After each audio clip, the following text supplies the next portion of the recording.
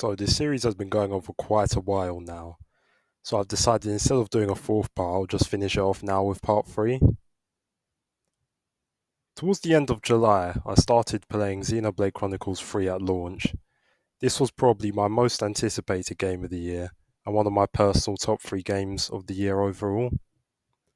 During the 5-month build up for the game, I went through and replayed Xenoblade Chronicles 2 in anticipation. The entire game of Xenoblade Chronicles 3 was truly an experience, and at some point in the future I plan to make a much longer video solely on this game. I really liked how they, for the most part, managed to take the best elements of 1 and 2 and combine it into one game.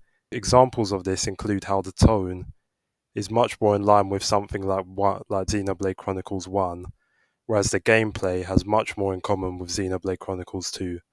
Speaking of the gameplay, personally I think it's the best of all of them besides X, which I can't speak on because I haven't played it yet. I liked everyone in the main party, and it was great seeing a couple of familiar faces from previous games and hearing a bit about what happened between the beginning of 3 and the ends of their respective games. One of the downsides for the game, though, is that it has the weakest villains in the series. This is obviously with the exception of Console N, who is easily in the same tier as the other villains from other games. As usual for the Xenoblade series, the locations and music were beautiful. It's just sad to see that the series is constantly held back by the Switch, so I hope that on Nintendo's next console, that the games could get some sort of resolution and frame rate upgrade, as I know that there are some people who have avoided playing the series due to the poor performance. During the month of August, I finally got around to playing a game that I would have otherwise played at launch if it wasn't for an illness that I was suffering from at the time. This game being Fire Emblem Warriors Three Hopes. As a massive fan of Three Houses, I was very much looking forward to Three Hopes, but in actual fact, I didn't really enjoy the game that much. I think the main reason for this is because I'd finally gotten burnt out of Musos due to how much time I'd previously put into Hyrule Warriors Age of Calamity. Because of the above reasons, at the moment of recording this, I've only played one of the many routes that the game has, in comparison to Three Houses where I completed all of them almost back to back. I will eventually get back to it, but I just hope that another Muso on a series that I care about isn't made in a while, so I get a chance to take a break from them. At the beginning of September I played Sifu. Actually, played is probably the wrong word. The correct phrasing would probably be that I spent several hours just getting folded by enemies and bosses. I think the game is really good and definitely deserves all the awards that it's won. And overall the combat is very deep, but it's just that with how busy my life gets at times, I don't really have the same motivation to power through difficult games as I used to. So I'm just going to move on to the next game because there isn't really much to say, as I haven't really progressed much in the game, having only beaten the first level. So later on in September I moved on to Splatoon 3, which for some reasons I'm seeming to adore a lot more than I did Splatoon 2, despite the fact that there isn't really much difference between the two. But I guess that's just how multiplayer franchises are nowadays. For example, look at Overwatch 2. It's a very similar case as Splatoon 2 and 3. One improvement I'm very glad that they made was that you can now play Salmon Run whenever you want, as there were quite a few times where I wanted to play it but I couldn't because it wasn't within a time period where you were allowed to play it, which could get very annoying at times. The changes to the lobby were a much needed improvement as well, as I much prefer getting the chance to walk around as opposed to being stuck on a rather boring looking screen just showing all the names of the different players.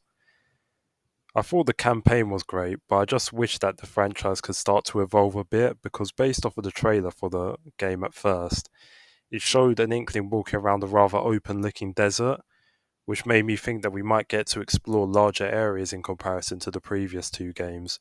But in the end, the campaign just ended up being something like Octo Expansion, which isn't necessarily a bad thing, but I just wish the franchise could grow a bit. In late September to early October, After taking a long break to avoid burnout, I got round to playing Kingdom Hearts 2, and I've got to say the gap between how much I enjoyed 2 in comparison to its predecessor was monumental. The key improvement that caused this was how much better the combat is overall, with the addition of different forms like the Wisdom form and the Valor form. At the time of recording this, I've also played Birth by Sleep, and I absolutely still think that Kingdom Hearts 2 has the best combat. Though on a slight downside, I've started to notice a pattern with the Kingdom Hearts games that I'm not the biggest fan of. This being how the majority of the actual story details seem to be left to either the first few hours of the game and the last few hours, with much of the middle feeling kind of like filler, where you just go through the Disney worlds with not much actual like progress being made to the overall story. Kingdom Hearts 2 was much better with this though, with the inclusion of Organization 13, which would draw you back into the main plot, usually having some sort of boss fight at the end. But I still feel like there's much room for improvement in how to optimally implement the Disney worlds into the story. Speaking of the first and last hours of the game though, the beginning portion with Roxas was beautifully handled and had me questioning everything, and the way it linked to a boss fight towards the end of the game had me really feeling bad for the character. And speaking of the late game, the final portion in The World That Never Was might be one of my favourite ends to a game ever. I liked how it constantly felt like things were escalating, with the boss battles getting more and more intense and the fast-paced music getting more and more intense as well. And then it finally finished off with a boss fight in a white room with rather slow music. During the month of October, I played a game that I had been highly anticipating and had pre-ordered, which I really shouldn't have done with how Ubisoft games seem to lose value. The game I'm talking about being Mario plus Rabbids Sparks of Hope. In the build up to this game, I was incredibly hyped as this is probably the closest we'll ever get to Super Mario Galaxy 3. I also really enjoyed the first game despite how limited it felt at times, with the linear progression system and the felt that multiple characters shared weapons with other characters. I was glad to see that they fixed this problem, as now all 9 of the playable characters have completely different weapons and play styles, allowing for more variety when you decide to switch characters in and out of your team. Leading up to the game, I was really excited to play as Bowser, but after a short time using him, I realised he's not really good at all.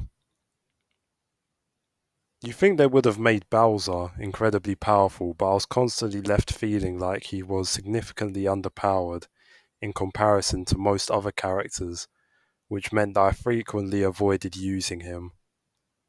Some of the battles in the game were very creative, such as the one on the third world, where you're on a falling platform and you have to survive for 5 rounds.